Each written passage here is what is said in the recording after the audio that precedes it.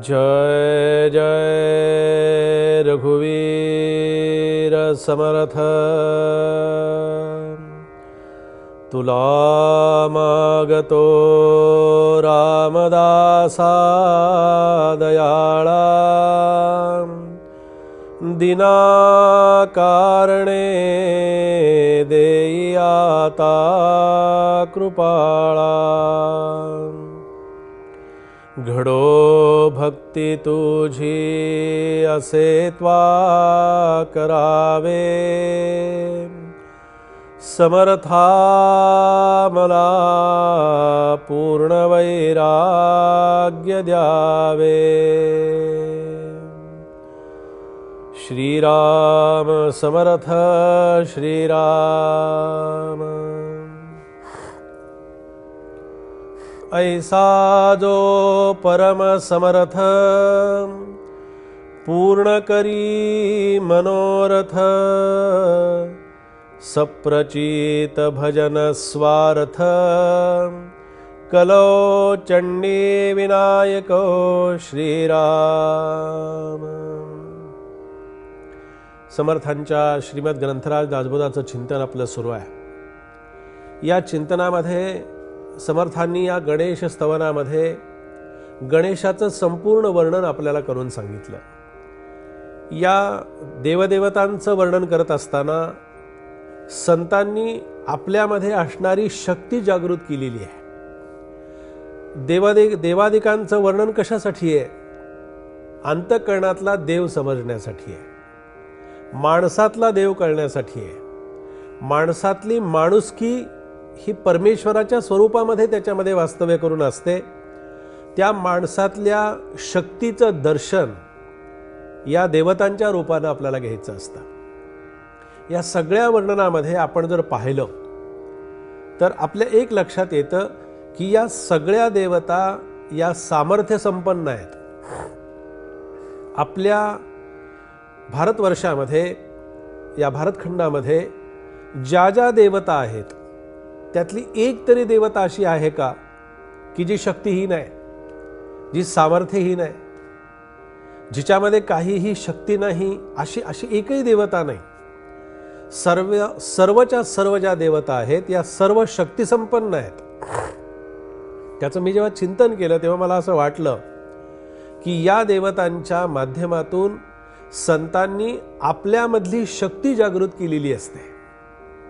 आणि ही शक्ती जागृत करत असताना सुरुवातीला गणेशाचं स्तवन केलं। गणेश कशी देवता आहे बरं? नुसती शक्तिशाली नाही आहेत, केवळ शक्ती आहे का? तर शक्तीबरोबर युक्तीचीही साधना आहे, शक्तीबरोबर भक्तीचीही साधना आहे, शक्तीबरोबर श्रद्धेचीही साधना आहे, शक्तीबरोबर भावाचीही साधना आहे। आणि भाव, भक्ती, प्रेम, श्रद्धा या सगळ्या ज्या बाबी आहेत या सगळ्या या ईश्वराच्या शक्तीशी जोडलेल्या आहेत। म्हणून समर्थ म्हणाले की ऐसा जो परम समर्थ, म्हणजे या प्रकाराने जो समर्थ आहे। समर्थ शब्दच असा आहे की ज्याच्यामध्ये परिपूर्णतेनं संपूर्ण सामर्थ्य सामावलेलं आहे। समर्थांनी जे वर्णन केलं की सामर्थ्य आहे चळवळीचे, जो जो करील तयाचे। पण पुढे काय सांगितलं? परंतु तेथे भगवंताचे अधिष्ठान पाहिजे। भगवंत अधिष्ठान रूपान आहे, भगवंत परमसमर्थ आहे, भगवंत परम कृपाळू आहे, दयाळू आहे। पण तो केव्हा? परमेश्वराच्या कृपेची प्रचिती केव्हा येते? जेव्हा तो परमेश्वराच्या स्वरूपाशी साधक किंवा भक्त हा परिपूर्णतेनं एकरूप होतो तेव्हा।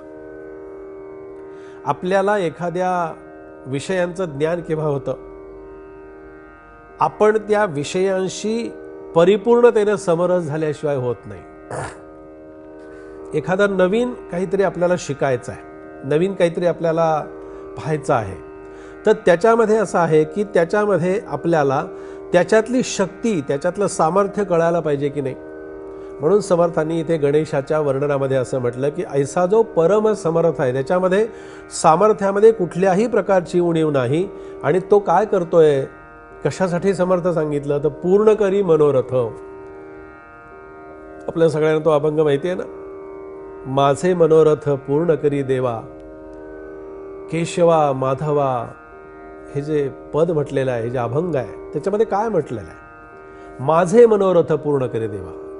आता इथे मनोरथ काय असावं तर आपल्यामध्ये मनोरथ एकच असावं की ईश्वराच्या कृपेची प्रचिती आपल्याला यावी, ईश्वराच्या कृपेचं अधिष्ठान आपल्याला कळावं आणि सप्रचित भजन स्वार्थ जो काही असतो तो भजनाचा स्वार्थ जो आहे, हा भजनाचा स्वार्थ माझ्या लक्षात यावा.